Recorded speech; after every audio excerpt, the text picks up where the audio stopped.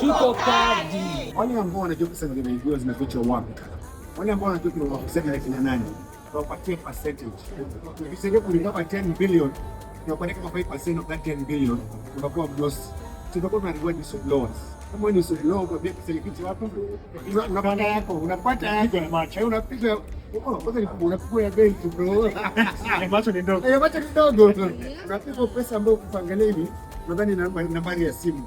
Sifuri ni mingi sana. Haki kwa ile wakati wa picha. Kwa kitu kuna watu bilioni kumi wapo kupiga kura. 10 million Kenyans hawapo na sababu ya kupiga kura. Wanasema wasipigie demo na Satan. Watu ni almost the same. So mimi nasema kwa mimi ni malaika, mimi ni kama pamba. Chague mimi. There's gonna be the first president, former president go to jail. It's gonna be Ruto. Huyo anaenda jela. Huyo anaenda jela. Ukweli. Huyo ambaye atachaguliwa kama sio mimi, lazima atafune nje moto. Tuko kadi. Ruto must go. Ruto must go. Ruto must go.